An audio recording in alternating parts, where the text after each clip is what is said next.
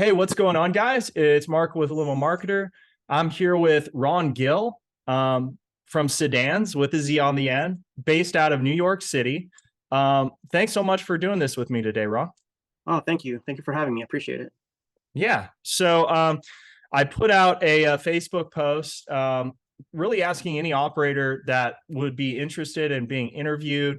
Got a lot of responses. I kind of messaged some of the ones that sounded like they would be great guests. Ron was one of them.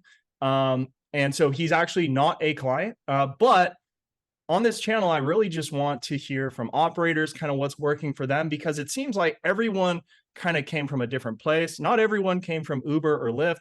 A lot of people came from different places. A lot of operators market differently. They acquire clients differently. And so I just thought it'd be really valuable to get different perspectives. So Ron, how did you get started in this industry? Like, when was it? And yeah, tell me that story. So I was actually working like most people, just 9 to 5 office job. It was more in like the retail world, fashion world, and eventually, they were letting go of positions, so it was like a layoff type thing, where it just wasn't working out, and eventually I wanted to go back to school, but I needed something to kind of stabilize, have some sort of income, while I was pursuing studies. Yeah. And I kind of, growing up, I commuted back and forth from New York, from Queens. I grew up in Queens, New York, and I would, commute taking, anything from like buses, subways, taxis, and in the boroughs there wasn't really like yellow cabs that would hail, that would come to the borough. So you would kind of pick up on like gypsy cabs, right? That's what you call them back in the day before Uber Yeah. and all that. And anyway, so at the time I was like, what, these guys are making cash, like, I would spend certain amount of money. Like I would even expense rides back then, to the company that I was working for. And I'm like, what? I just started asking around, like, is this, good business? And this was before even the crash of 2008 of the banks and all that. So everybody was doing, in the business that was making good money with like, Wall Street clients and those kind of people. So anyway, so I kind of got into it that way. I didn't know at the time that you couldn't really street hail, and that was kind of my intention. I Wait, kind of learned what that. street hail? So how Just you like hail a yellow hailing a cab, cab? Oh, okay. All right. I but you thought hail a that might gypsy be what cab. it is. Yeah. Okay. You would hail a Okay. gypsy cab in the boroughs. So this was before, because yellow cabs, you don't want to stop over here and pick up passengers because I guess they don't make enough, right? So anyways, the gypsy cabs will do the work of the yellow cabs in the burbs. And anyway, so I got into that, but I learned that it actually works through a two-way radio, and you're not supposed to actually pick up people in the street because that was illegal. But so, Oh, yeah. interesting. Yeah. So So wait, I'm sorry to yeah, clarify. The yellow cabs were able to do that, but the gypsy cabs were not. correct. Interesting. Okay. And how do you know a gypsy? They're obviously not yellow, right? They just say Exactly. taxi. Okay. I mean, they Okay. were all like black or Lincoln Town cars. I mean, Lincoln Town car was kind of like the car at the time before the Okay. Camrys, right? So if you saw like a black Lincoln Town car on the street, you knew it was a cab. And you would just hail them, and they would take you. And they at the time I thought it was like for real, but then later on, as I got into the industry, I learned that technically they're not supposed to do that, and they're only hailed through the radios. So you would have to call the base, tell them you needed a car. They'll send you one, but sometimes it's too long, right? So it wasn't like you could see them in real time. So every time they Yeah. would tell you 5 minutes, but it was more like 10 or 15, and you're like you have to go somewhere. And if you just find one in the street, then they would just pick you up and take you where you go. You pay cash. Um, but so that's how I wanted to start. But then later on, I learned you have to get calls through radio. And then I kind of got into the black car side of it, where you would work in like the lines that we call, like, I don't even know if they exist anymore, but in front of like the big banks in the city, there would be like these lines where you would just line up. You would join a company that has the account, and then you would get Okay. like a voucher. Um, and the voucher would tell, when the client get on, they give you the voucher. It'll tell you where you're going, how much you're getting paid, and then you have to redeem the voucher with the base. So it was a very old school technique. uh, Wait. So you would be just an independent operator then? Correct. So I had my Okay. own car. I got my Interesting. licensing and all that. And little by little, once I started doing the line work, like some of these Wall Street guys wanted to hire me on the outside. So I'm like, at the time, again, I didn't know that was a thing too. And I started made my own business card. Some guys liked me because they thought I was younger than the usual guys they would get in the car. So that kind of helped Yeah. back then. And little by little, I kind of started acquiring clients that way, that I kind of stopped going to school and pursued it full time. Okay. Um, And this Yeah. was So 2008, 2009, correct. around then. Right. Well, Okay. right when the Wall Street crash of the banks, I lost those clients. So that's when I was like, riding a good wave of and everybody in the business that focused on Wall Street, lost a lot of clients because that was the first thing to go as far as expenses were concerned for them, right? Like Sure. what is an expense that was like not needed? So it was like car service. Yeah. Anyway, so then once that happened, I noticed obviously the rise of the tech industry, where before Facebook was coming up, Twitter, and those startups were kind of like my new.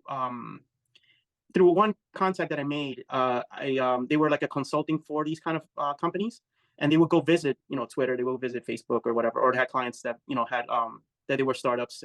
I kind of got into like those kind of clients, and this was when I was already starting to form my actual company.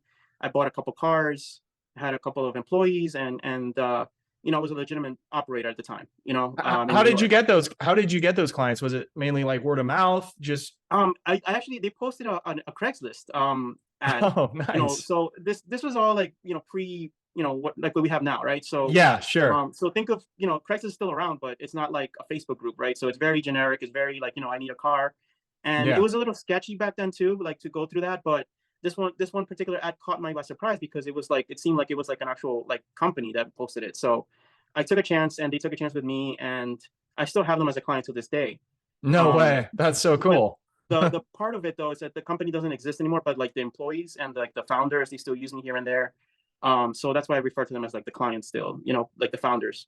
Sure. But anyways, through that particular, once I started, servicing them and working with clients in like the tech world, one of them happened to be an investor in Uber cab at the time, right? So he was telling me about it. I'm like, sounds interesting.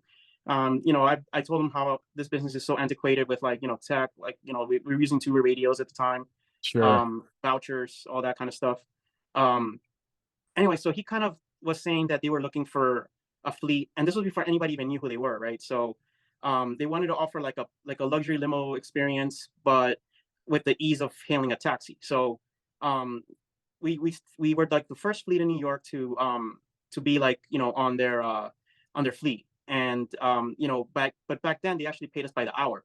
So it wasn't like we were doing getting paid by the job. So they just basically said, we'll pay you X amount to be on this app. And most of the time, like in the beginning, we were like watching movies on our iPads or whatever. It wasn't even like much going on. Just maybe some mostly like tech guys would like use it. And but then eventually they started getting popular, and So this was Uber.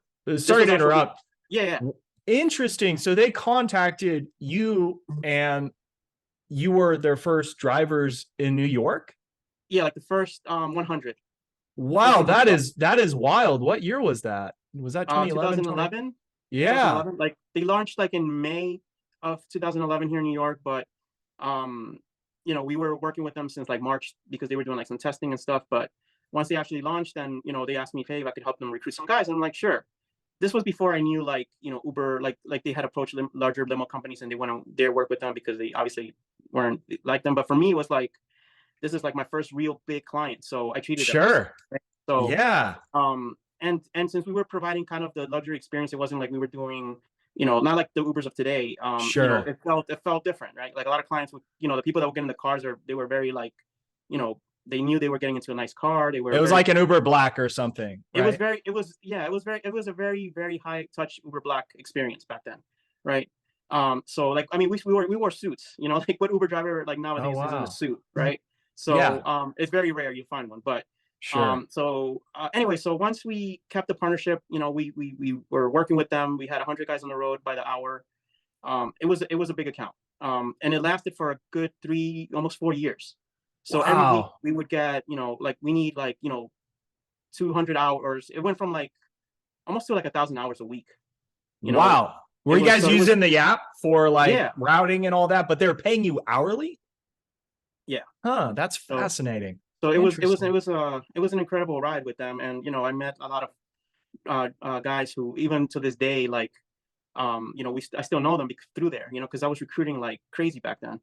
And but eventually it came to an end because of the rise of Uber X and Lyft, and they all wanted to go like more mass. And understandably, like For me, it wasn't worth it anymore because like, we were still using the town cars. They spent a lot of gas, and then it Yeah. became a price war. So, and at the time they were already like it's 2015ish, 14, 15 that people already started like using them. So it was just it kind of made it, made sense that we didn't continue with them.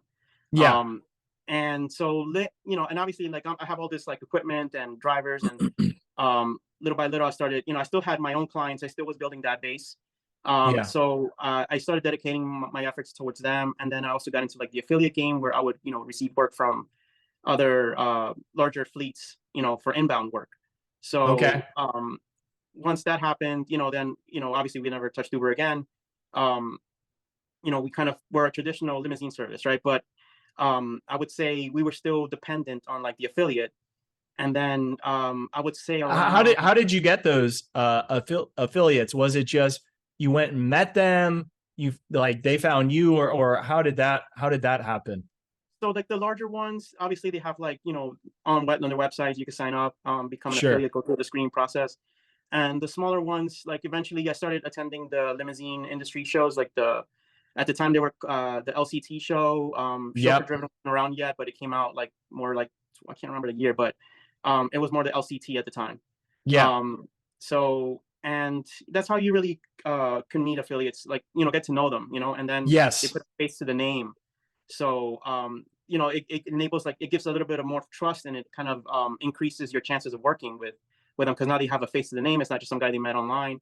Yes. And little Exactly. by little, they started trusting us with their work. Um, some of the larger ones also had their own like special conferences that we started going to, and or it was more like a training slash, get to know the company. But it wasn't. It was like I think at the height of my affiliate relationships, like I would say 50% was the volume of the business I was getting, and then the rest was like our clients, right? Oh, So so that's still not that bad, it was So no. I just always knew like I couldn't depend on them, just because yes. there Yes. was one particular one that I'm not gonna name it, but that eventually they were losing money, I guess, or they got acquired or something, and like the new owners weren't um, you know that great with like their affiliates, that they were like stifling their fleets here in different, I guess, in different cities, but I know New York particularly, like some people didn't get paid for rides, Oh, and geez. so that was my first like big hit, that I'm like, what, like affiliate is good, but if they don't pay, like what's the point, right? So Yes. I wanted to eventually be independent of affiliates, and that's when I started growing, through Google Ads. I started doing Google Ads back then, um, and but also like sales. Like I would go try to, do some digging through like LinkedIn, where you would find certain people who in certain companies that maybe you may have something in common, that you can try to link up and see if it's a fit for us to work with them. But then you can even advertise on LinkedIn. Yes. So anyway, so I started acquiring clients through those mediums, and then little by little, like our affiliate business started dropping, but our in-house clients were increasing. So nowadays it's more like 5 to 10%, if even that. Is It's affiliate, and the Yeah, rest is your own clients. And what would you say you probably end up making, what, like 25 to 35% more when they're your own clients, right? Because affiliates typically take a 20 to 30% cut, I'm guessing, around yeah, that. exactly. You can charge the same fare that the affiliate could charge in your city, if once you know what they charge, Yes. but you're not paying for for their cut. So yeah, totally. Yeah, so it's definitely a better way to go once you have your own clients. Yeah, Your margins are bigger. totally. Totally. Very And cool. And so around 2015, you said, is when you were doing the affiliate thing. And then when did you start? It just slowly tapered off in like a couple of years to where it's more and more of your own clients.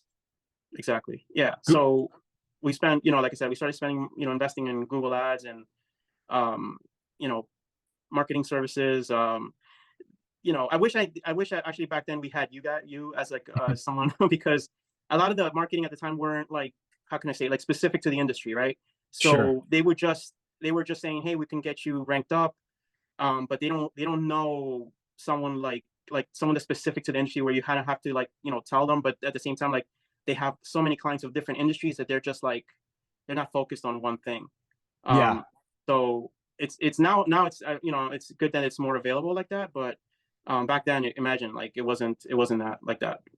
So Totally. That's why I started this whole thing, just because I saw it's very difficult unless you're a massive company to manage multiple, because each industry has its own little ticks, its own little idiosyncrasies where it's like really, you really have to be in that industry day to day, talking to your customers, looking at, what are people searching in different markets, because, in some markets, people search for shuttles and that works. And in other markets, it doesn't. And so, yeah, you really have to be close to that. And so you said you did Google ads. You even looked at LinkedIn and did some outbound prospecting, correct. Yeah. just messaging. Like what sort of titles of people would you mess? Are these huge companies? Are they I would mid-sized? try to Like, stick to, at the time I wanted to stick to local. okay, And then, a good title, that, you can search for is like an executive assistant, because obviously they're the ones that are booking travel, right? sure. Yeah, So, exactly. so that's like, that's definitely one that, I focused on a lot. And, most of my connections nowadays, I would say, are probably executive assistants, in Yeah, that. But, there's others that, if you're like in like the wedding game, right? Like you may want to search for wedding planners or, yeah, you know, so there's definitely like, it's a good resource, aside from paying on LinkedIn. Um, I mean, I'm paying on Google. Like LinkedIn is a pretty good resource for this industry, like for for businesses to use.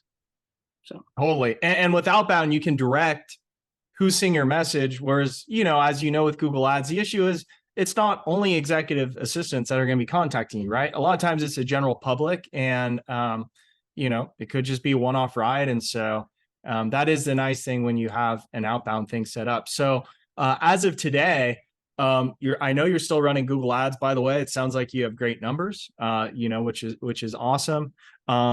Is that kind of what you're doing now for customer acquisition, mainly Google Ads? And then you probably have a lot of clients that use you frequently, right? so yeah, we developed a good customer base that, we definitely like, word of mouth is definitely the best. Sure. But we started, we do use Google Ads for local, for with basically our house fleet.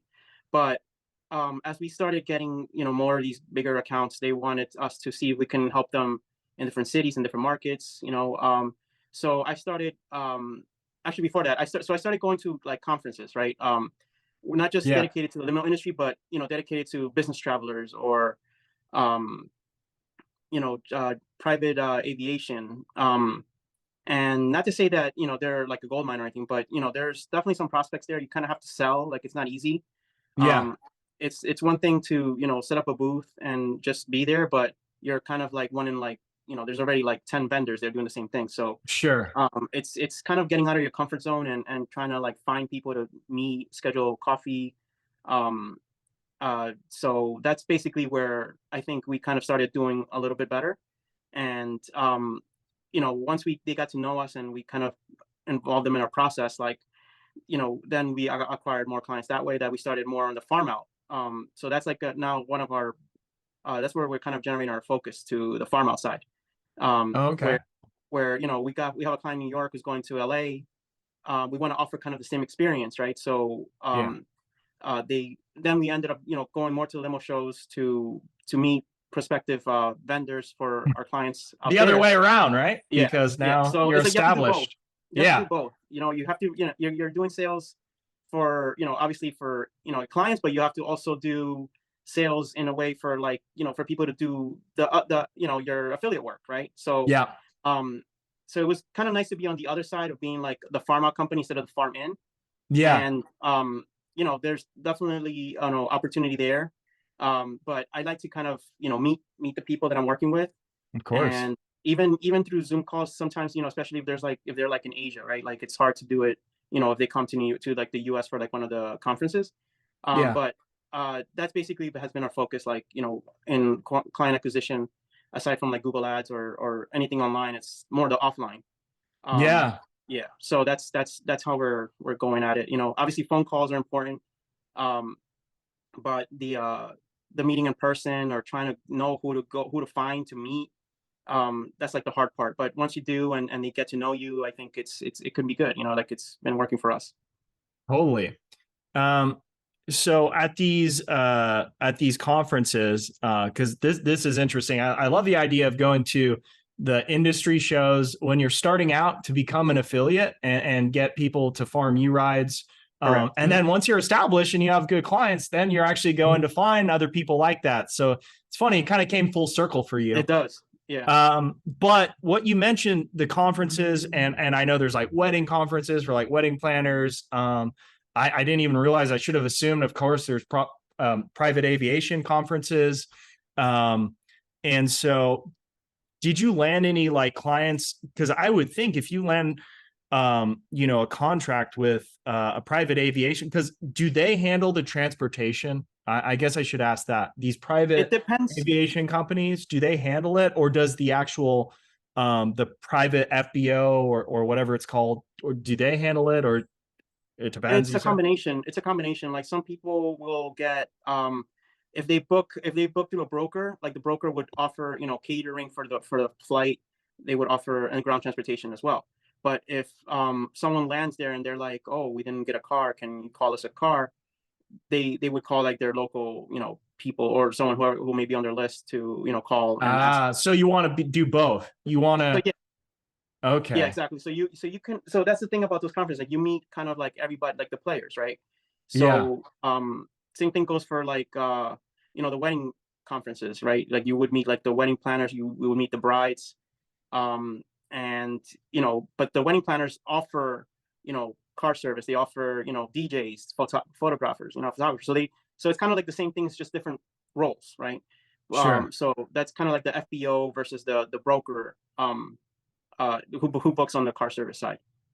Got it. And I'm assuming some of these contracts are very lucrative, and I would assume, I know some of the biggest black car companies, a lot of them don't have a very large fleet, and they just have these contracts with, like, for instance, these private jet charter companies, and they're doing what you're doing. They're going to the shows, they're meeting affiliates, and that's really what their job is, to find the right affiliates to, and then they take a cut. And I'm guessing that's the most profitable thing you can do in this business, landing those contracts, farming it out, taking a percentage, because, you're leveraging your time most efficiently, right? When you're behind the wheel, which I'm sure you learned a long time ago, you're not behind the wheel much these days, right? No, definitely not. But that's the thing. It's like, if you're going to be working, like, I guess, on the business, you can't be working in the business. I don't know if that's been said on this podcast, but I don't. I hear that. I've probably said it, but yeah. But I've heard it, like, from other, like, mentor type, I guess other podcasts. Sure. And I'm sure you probably heard riches is in the niches kind of thing. Yeah. Totally.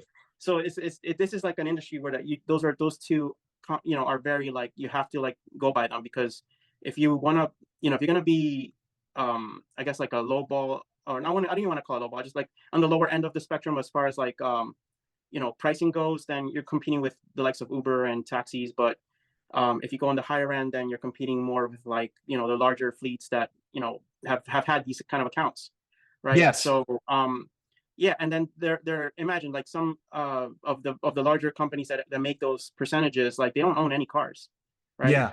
So they don't have their CEOs are not driving. That's how they got there. So there's definitely room for, but there's room for everybody to get something, because there's many clients, there's new companies popping up all the time, getting totally capital. So not everybody's going to be able to land every account. So that's where people can come in and see where they can fit into the industry. So yeah, that's kind of where we're at now. So now that you're in the position where you're trying to find affiliates, because the people who watch this channel, I know there's a lot of people who want to get in the industry, and there's some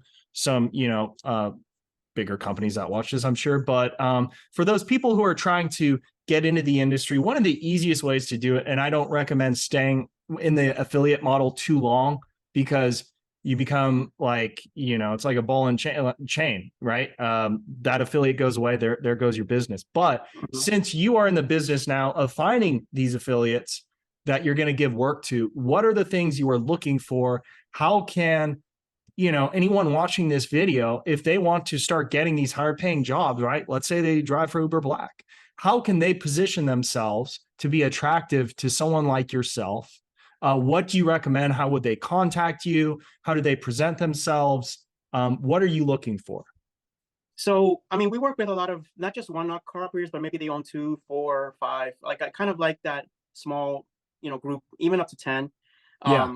And just because that's kind of like what we have a blueprint in New York. Like we don't have too many cars, but we have like a blueprint of what we were looking for, right? So, obviously, the car has to be, a newer model. Obviously we prefer Escalades, and like the cars that we have are Mercedes or Escalades, Yeah. or Sprinters, right? So, it's not, but in certain markets like Nashville, for example, like suburban would be fine. So Interesting. yeah, So like New like New York is York, just, LA, yeah, like New York, LA is like you have to kind of be in an Escalade game, just because okay. it's just too competitive, to be in a suburban nowadays. But the secondary cities, like definitely like Nashville, I would say is one of them. Um, Austin, Texas, right? Like those Yeah. kind of, because we work in those kind of cities as well. Like as long as they're late model, and again, for them it doesn't work to have an Escalade because they don't have the clients that always ask for them, right? Yeah. So, but they're a good car, like as long as it's like the later models, and obviously the chauffeur When has you to be say later, do you mean like 2020, 2021, 2021 and above? yeah, Okay. like Okay. the body style, right? Like I mean, Got it. obviously like an industry standard for us at least is like a 3 year. So, but like most, like by now everybody should pretty much be on the new models, the Okay. 2021 and up, right? So obviously the chauffeur has to be like in a suit, and I know a lot of operators want to stand out and they want to have like maybe a different color car, or they're like, oh, my clients don't, they don't care if I dress. This is specifically towards like people who want to work with affiliates, right?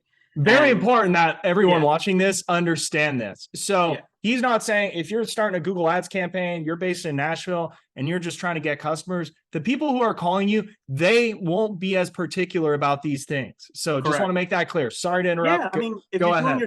if you're doing your thing that way and it works for you, by all means, like, keep Yes. at it, right? So, and some people may consider like, oh, why all black and everything, but it's like if you're working with a company that has multiple locations, right? Let's call it locations. Like, if you go to a Starbucks or you go to a Chick-fil-A or something, there's uniformity in every location that you go to, right? Yes. So you kind of like when we farm out a job, like we kind of want them to look like as if we were driving them, right? So that includes like the Yeah. black, suit or whatever, and the black car, leather interior, Fiji waters, even. I mean, Yeah. we're just kind of things like that, right? Yeah. But I even look at little things like if you have like a Gmail account as your like I mean, if you're a one guy, I understand, but if you're like at least a 5 car guy and you have your own web, you probably would have a website by now. You would have emails, but like if you have like a xyz.com company and you're still using a Gmail as your Yeah. professional Mm-hmm. Gmail, like I'm turned off by that just because These of are all privacy issues. indicators, right? Yeah, They're I all just indicators of they're all who you're indicators of like how dealing with. professional you are, Yes, right? exactly. So Very great I like point. yeah, so like little things like that. I mean, I would definitely look at your website if you have one, and see what what you're trying to do there, and but for the most part, those are like the basics that I would call, right? Like, and then if I want to see what level you're really in, like I would check, have you done any, what kind of high profile clients have you dealt with? Like, if you're a celebrity guy, or if you're like a one who deals with billionaires, Yeah. or if you're one with who's dealt with like musicians or things like that. If you know what an FBO means, there's a lot of guys Yeah. who still Yeah. don't know that, right? So, like those are the things that we look for. And and if you're like, if I want to see if you can handle like, I guess like our top tier clients, like I would kind of check, maybe you've done something like not necessarily law enforcement, but if you have that like a security background, and also like a Okay. good customer service background, like if you worked in a concierge in a hotel, like Totally. for me, like I worked in like retail where it's very customer service focused, at least the company that I was with.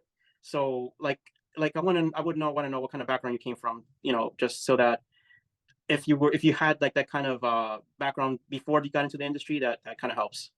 Totally. Yeah. Totally. Yeah. It's funny. I had a conversation with a client yesterday afternoon, and newer client, been with us about 2 weeks. They're out of Houston, and just saying, hey, we're getting a lot of leads. We're not closing. We're closing like maybe 15%, 10, 15%, which can definitely be improved. And so I said, let's just role play real quick. Ring ring. What do you typically say?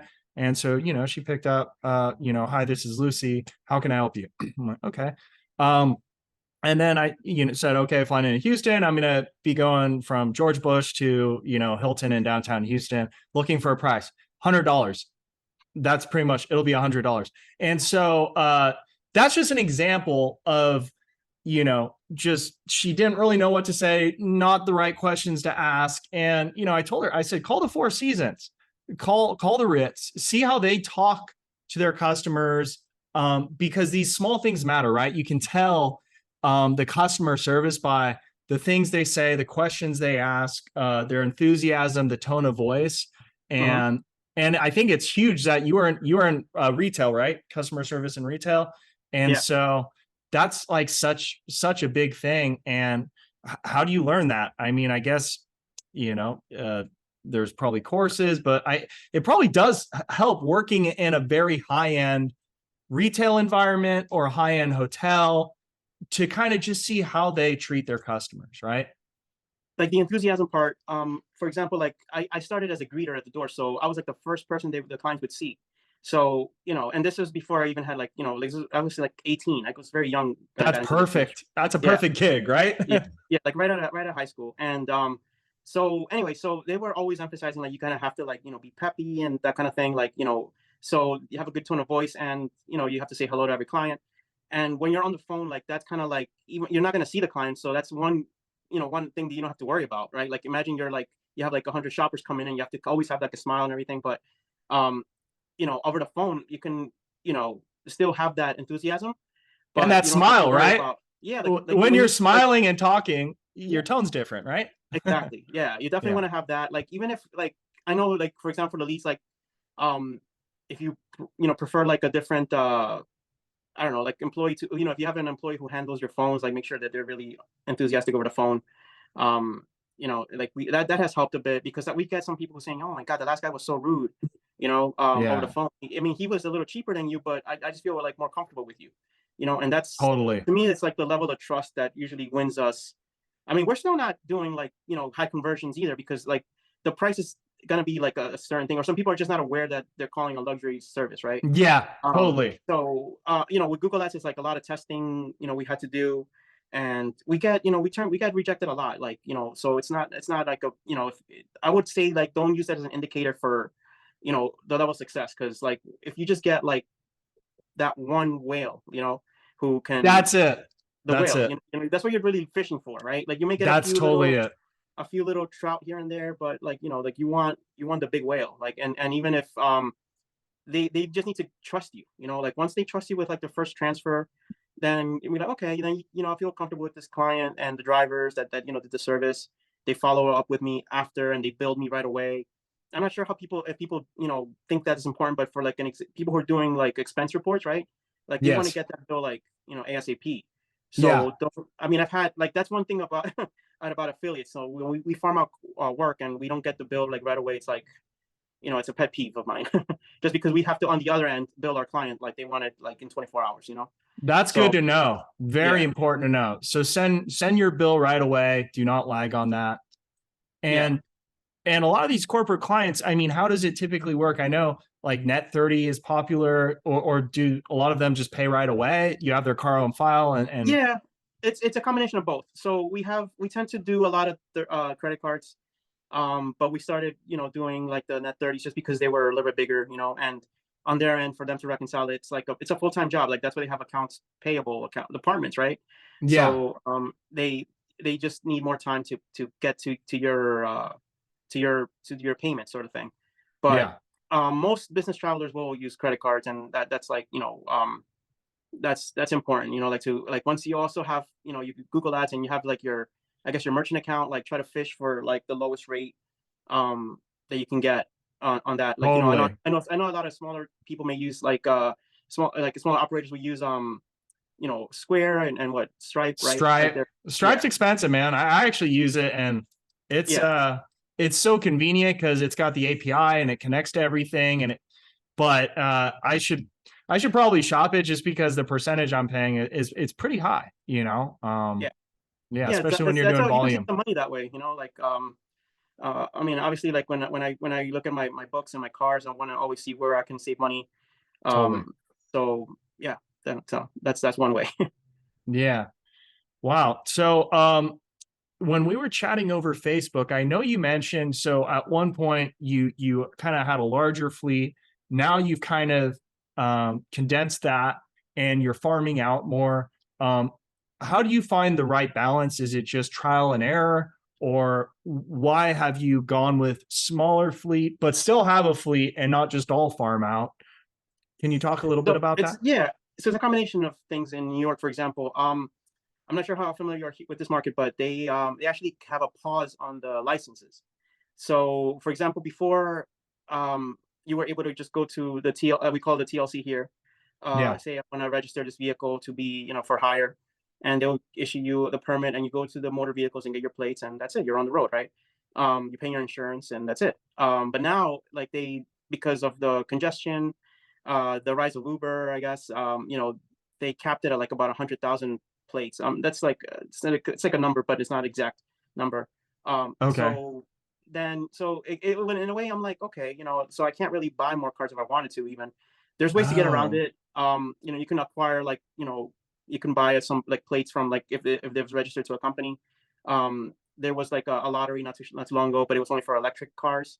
Um, but they already snatched up like right away. how much do people So sell that for? Because I've heard that before. You can that's actually buy those licenses I've been and offered like I've been offered like 30,000 for my for per like they're up there now. whoa, Yeah. that's So wild. yeah. So but now it's not so much like I mean it's still like that value, but I'm not getting asked for it anymore. But um so that's one reason I decided to I couldn't really grow if I wanted to unless I worked in like Westchester, for example, right? Like that's a different licensing altogether. They'll issue you plates no matter what. Um but uh at the end of the day, like I figured, I kept like the best chauffeurs I had, and Okay. it just kind of became a blessing in disguise because I'm like I have less headaches.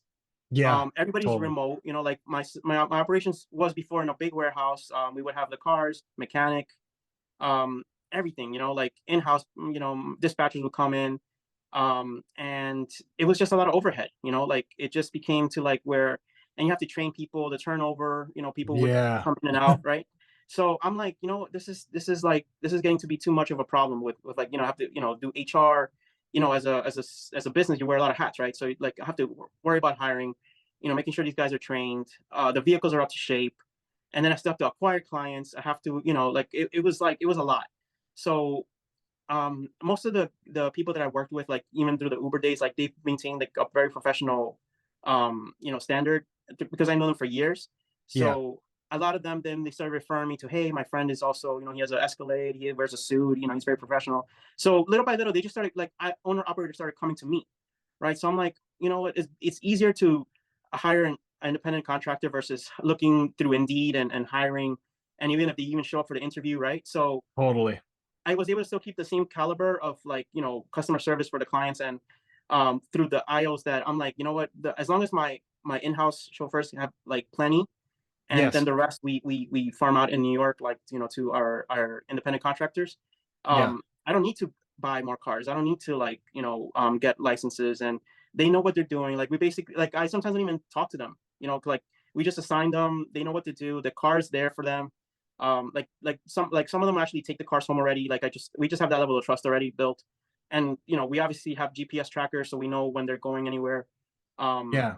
and they have credit cards that they use for gas, for fuel, and easy pass for the tolls. So it's like it's on you know it's automatic. Like I don't have to worry about it. Like I can be at home at 3 in the morning, and someone's doing a 4 a.m. pickup. I don't have to. I have like some automation set up where yeah.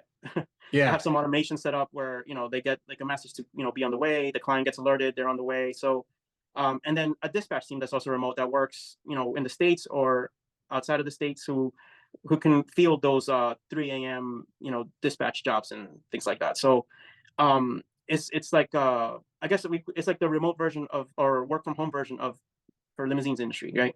Like the driver Yeah. doesn't have to commute to your garage, doesn't have to go home. You get that extra rest each way. Yeah. That's big. So a lot of small operators can definitely probably do this already, but like I just decided to keep it that way because like it is hard to manage a fleet unless you have like a mechanic, you have HR, you have You have Totally. all these people, and it's possible, but it's just, for me, it just didn't work out. Like, I didn't want it to be I didn't want to deal with all the overhead. Yeah. And, I wonder when you calculate the extra time spent on recruiting, hiring, firing, I mean, when you figure in all of these things, I wonder how much, savings you actually get compared to, using IOs. So that's one thing. And then two, I'm curious. So do you just have, I know WhatsApp groups are popular. Do you just have like a preferred vendor list that you put it out to them? And if no one responds, you have like a bigger group, or how does that work exactly? How do you find who's going to do what?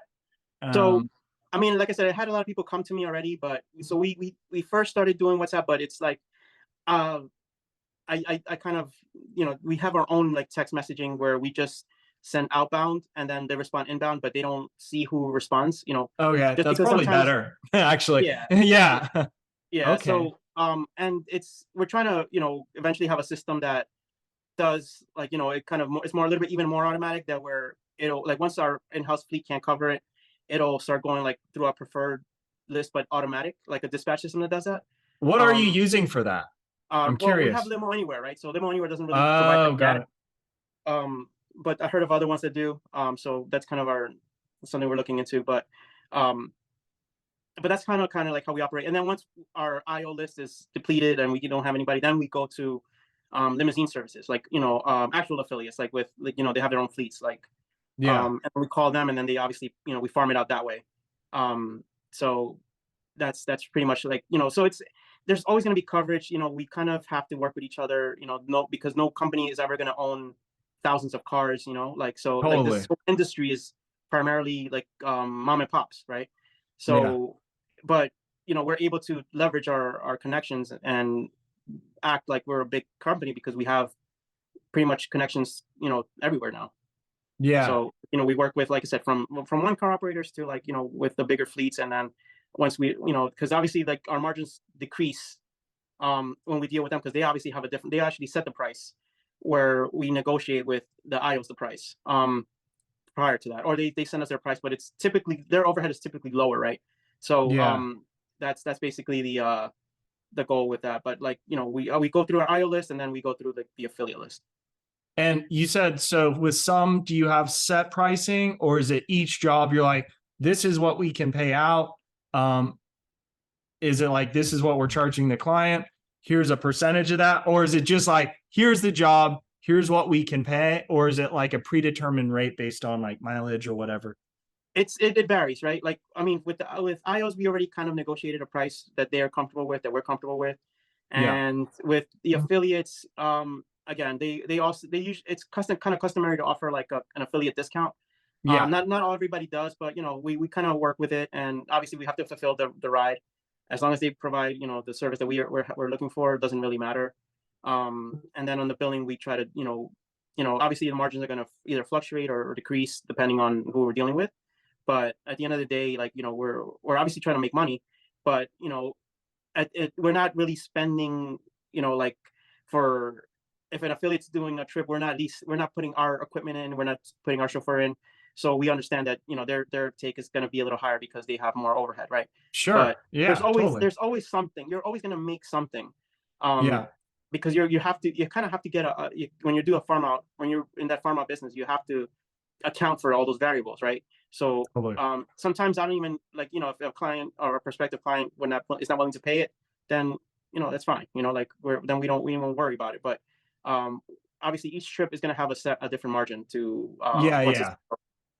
Yeah. No, it's funny. I saw a post, a Facebook post in Limo Affiliate Network the other day, and some guy was complaining about someone not giving him an affiliate discount. And it's No. like, well, like, look, if you've never used this person before and you're expecting a discount, I mean, it's just it's humorous to me that he didn't see that. Look, this guy's never gotten any work from you, and you're expecting a discount on your first exchange, and don't know this person. Like, if they give you a discount, great, but Mhm. I guess don't expect it. And it doesn't matter if you're not making any money or if you actually have to lose money to cover the job. It's an important client. You said you do it for your client for a certain price, you must fulfill that obligation. And even if you've got to lose a little money, the most important thing is that relationship with your client, right? And it doesn't matter how much you're making or losing on it for this other company, right? So Exactly. an Yeah, no, important, like I mean, unless you already work with somebody and you already negotiated, but if it's, for example, a last minute request and, for some reason, say you were using somebody who you work with and then all of a sudden, they couldn't fulfill the ride for, whatever reason, and you have to find somebody new to fulfill the ride, like you got to go with whatever is available as long as they totally. provide the service that you would provide as if it were your client, right? Like, or and you were in that state or whatever. Yeah.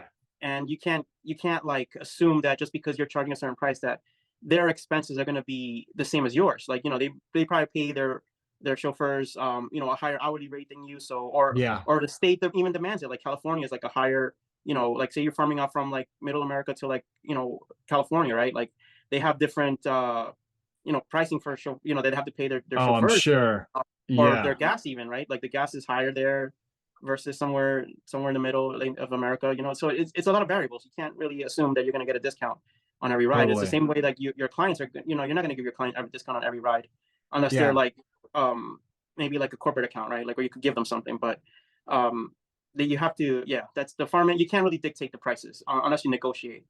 um Sure. I'm curious if you have a client, let's say they're New York, whatever, flying into Nashville. We both know that. I'm sure the prices are wildly different. They must be, like, even with PPC, Nashville's half the price or less. wow. Do you typically, let's say if it's, JFK to Manhattan in New York and then BNA to downtown Nashville, short distances, are you charging them the New York rate in Nashville, or is No, it okay? So, all right, no, I no. assumed, but I Yeah. wanted to ask. No, because like, these their clients are not dumb, right? Like they Yeah, know, yeah, they yeah, kind of already understand. They're professional travelers. Like that's what they do for a living. yeah, So yeah, yeah. they kind of know ballpark. Like, even when they book like their hotels and stuff, it's obviously less expensive over there than in New York. So they assume everything will be. So yeah, we have set pricing, or based on what our affiliates charge us. Um, and if they offer a discount, whatever. There's a lot of variables, right? But for the most part, it's definitely going to be cheaper in like a city like Nashville than New York for sure. Sure, totally. And do you typically, I guess, to find out the rates, you really just have to call some affiliates and get pricing, right? Otherwise, you wouldn't really know. I'm sure now, probably most markets, you kind of have a feel for a general rate, but I guess that's the only way right?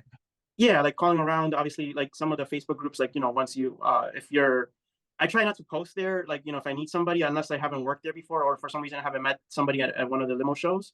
Yeah, Um, so it's very random that I would ask, unless it's like, I think maybe it was a very obscure city, that I think I posted once, and it actually worked out. It was a pretty stand up affiliate. They told me their price, and we took it to our client, and they went with it. So as long as they're happy, we're happy. So it just really depends. Like, but we don't ever like say, hey, you have to do it for this much, or nothing like that. yeah, We don't expect a discount unless if they honor us with one, that'll be great, but they don't have to.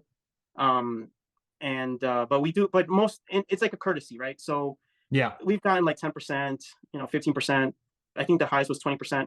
But it's this, like some of these like line items, like you have like STC and admin fees, like they kind of like wash it away. So it's some clever math sometimes that gets done. But at the end of the day, you have to work with other affiliates if you're going to grow. You just can't handle all the work by yourself.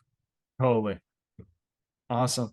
Hey, Ron, I've got to go soon, but Yeah, dude, this has been great. I learned a lot. I actually don't know a ton about the New York market. Strangely enough, I don't have, like I've told you, I don't have a bunch of clients there. It's a super competitive market. It's like its own beast, right? it The is. New Yeah. York market.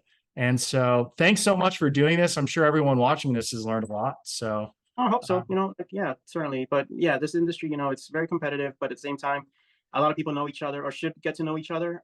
Just because we're yeah, gonna need to lean on each other when we need it for the future. For if we need to service a client in a different city.